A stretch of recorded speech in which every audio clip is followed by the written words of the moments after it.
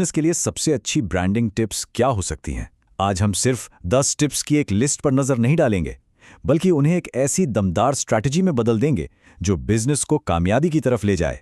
तो चलिए शुरू करते हैं। अच्छा, एक सवाल पर सोचते हैं। आखिर वो क्या चीज़ है जो किसी शानदार ब्रांड को हमेशा के लिए यादगार बना देती है? यकीन मानिए, ये सिर्फ एक अच्छा सा लोगो या कोई कैची नाम नहीं है। ये एक एहसास है, एक कनेक्शन है। और आज हम यही समझेंगे कि ये कनेक्शन बनाया कैसे जाता है। ठीक है, तो हमारे पास छोटे बिजनेस के लिए 10 बेहतरीन ब्रांड टिप्स हैं। लेकिन सिर्फ टिप्स की एक लिस्ट देख लेने से तो काम नहीं बनता है ना। तो इन्हें असल में इस्तेमाल करने के लिए हमने इन टिप्स को 3 हिस्सों में बांट दिया है, ताकि इनसे एक मजबूत एक्शन लेने लायक प्लान तैयार हो सके। तो हमारा प्लान कुछ ऐसा रहेगा। सबसे पहले हम अपने ब्रांड की एक मजबूत नींव रखेंगे। इसके बाद हम सीखेंगे कि अपने ऑडियंस से एक असली कनेक्शन कैसे बनाना है। और आखिर में हम ये जानेंगे कि समय के साथ अपनी स्ट्रैटेजी को बेहतर और मजबूत कैसे बनाते रहना है। तो चलिए शुरू करते हैं पार्ट 1 से, अपने ब्रांड के दिल को समझना।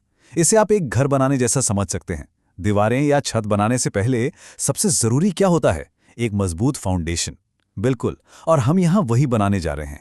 इस नींव का जो सबसे पहला और सबसे जरूरी पत्थर है, वो है यूनिक सेलिंग प्रोपोजिशन या यूएसपी। ये सिर्फ एक सवाल का जवाब है। बाजार में इतने सारे ऑप्शंस हैं, तो कोई आपके पास ही क्यों आए? मान लीजिए एक कॉफी शॉप है, तो क्या उसकी यूएसपी सबसे तेज सर्विस है या फिर एकदम ऑर्गेनिक कॉफी? यही वो एक चीज है जो आपको भीड़ से अलग खड़ा करती है। अब बात करते हैं ब्रांड की आवाज की। ये बहुत ही इंटरेस्टिंग है। जरा सोचिए, अगर आपका ब्रांड एक इंसान होता तो उसकी पर्सनैलिटी कैसी होती? क्या वो एक दोस्त की तरह मजाकिया होता या फिर एक एक्सपर्ट की तरह एकदम प्रोफेशनल? यही आवाज आपके हर ईमेल, हर सोशल मीडिया पोस्ट में झलकनी चाहिए, ताकि लोग आपको पहचानें और भरोसा करें। जैसी आवाज वैसा ही दिखना भी तो जरूरी है। आपका लोगो, आपके ब्रांड के कलर्स, आपके फॉन्ट्स, ये सब मिलकर पहला इंप्रेशन बनाते हैं। और ये हर जगह एक जैसा दिखना चाहिए, आपकी वेबसाइट से लेकर आपके इंस्टाग्राम पेज तक। इससे एक प्रोफेशनल और भरोसेमंद पहचान बनती है। और इस नींव का आखिरी हिस्सा है आपकी कहानी। ये आपके ब्रांड का दिल है। देखिए, लोग फैक्ट्स और नंबर से नहीं, इमोशन से जुड़ते हैं। आपने ये काम क्यों शुरू किया? आपका सफर कैसा रहा? अपनी कहानी बताकर आप अपने और अपने कस्टमर्स के बीच एक मजबूत इमोशनल पुल बनाते हैं। चलिए, तो अब हमारी नींव एकदम मजबूत हो चुकी है। घर तैयार है। अब वक्त है दरवाजे खोलने का और लोगों को अंदर बुलाने का। ये दूसरा हिस्सा पूरी तरह से अपने ऑडियंस के साथ एक सच्चा और गहरा रिश्ता बनाने के बारे में है। यहाँ एक बहुत बड़ा फर्क समझना जरूरी है। क्या आप सिर्फ अपनी बात सुना रहे हैं या आप लोगों से बात कर रहे हैं? सिर्फ सुनाना मतलब एक तरफा मैसेज भेजना, जबकि बातचीत दो तरफा होती है। और असली भरोसा और लॉयल्टी इसी बातचीत से बनती है। और इस बातचीत के लिए सोशल मीडिया से बेहतर जगह और क्या होगी? लेकिन इसका मतलब सिर्फ पोस्ट डालना नहीं होता। इसका मतलब है सही प्लेटफॉर्म चुनना, वहां लगातार एक्टिव रहना और सबसे जरूरी, लोगों के कमेंट्स और मैसेज का जवाब देना। जब आप जवाब देते हैं तो इससे पता चलता है कि आपको उनकी परवाह है। और ये सब कुछ आकर टिकता है कस्टमर एक्सपीरियंस पर। यह बहुत ही जरूरी है। जब आप हर बार बेहतरीन सर्विस देते हैं तो आप सिर्फ सामान नहीं बेच रहे, आप लॉयल फैंस बना रहे होते हैं। और यही खुश कस्टमर्स आपके ब्रांड के सबसे बड़े एम्बेसडर बन जाते हैं, जो खुद लोगों को आपके बारे में बताते हैं। और अब हम आ गए हैं अपने आखिरी और तीसरे हिस्से पर, अपनी स्ट्रैटेजी को लगातार बेहतर बनाना। देखिए, घर बन गया, लोग भी आ गए, लेकिन अब घर का मेंटेनेंस और रेनोवेशन भी तो जरूरी है।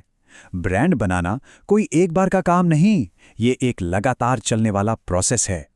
इस सोच को अपनाना बहुत जरूरी है। मार्केट हमेशा बदलता है, नए ट्रेंड्स आते हैं और आपके कस्टमर्स भी बदलते हैं। इसलिए आपकी ब्रांड स्ट्रैटेजी कोई पत्थर की लकीर नहीं हो सकती। इसे फ्लेक्सिबल होना चाहिए, जो सीखने और वक्त के साथ ढलने के लिए हमेशा तैयार रहे। इस लगातार चलने वाले साइकिल का पहला कदम है मॉनिटर करना।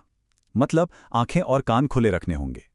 आपके कॉम्पिटिटर्स क्या कर रहे हैं, इंडस्ट्री में नया क्या चल रहा है, जानकारी रखना ही आपको सबसे आगे रखता है।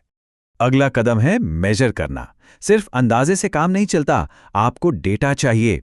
एनालिटिक्स का इस्तेमाल करके देखिए कि आपकी कौन सी कोशिशें काम कर रही हैं और कौन सी नहीं। यही डेटा बताएगा कि आपके ऑडियंस को असल में क्या पसंद आ रहा है। और इस साइकिल का आखिरी और सबसे अहम कदम है अडैप्ट करना, मतलब अपनाना।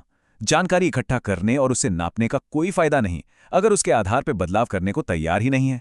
फ्लेक्सिबिलिटी ही कामयाबी की चाबी है। डेटा जो कह रहा है उसे सुनिए और अपनी स्ट्रैटेजी को बदलने से बिल्कुल मत डरिए। तो इन सबको मिलाकर तैयार होती है आपकी 3 हिस्सों वाली ब्रांड की पूरी कार्ययोजना। पहला, अपनी पहचान की मजबूत नींव बनाएं। दूसरा, अपने ऑडियंस से सच्चे दिल से जुड़ें। और तीसरा, हमेशा सीखते रहें और बदलते रहें। ये एक सीधा साधा लेकिन बहुत ही पावरफुल फ्रेमवर्क है जो किसी भी छोटे बिजनेस को रास्ता दिखा सकता है। तो अंत में ये सवाल जरूर सोचिएगा, क्या आपकी ब्रांड स्ट्रैटेजी सिर्फ आज के लिए है या आने वाले कल के लिए भी? क्या ये भविष्य में होने वाले बदलावों के लिए तैयार है? उम्मीद है इस विश्लेषण से एक ऐसा ब्रांड बनाने में मदद मिलेगी जो सिर्फ चले नहीं बल्कि मार्केट में दौड़े।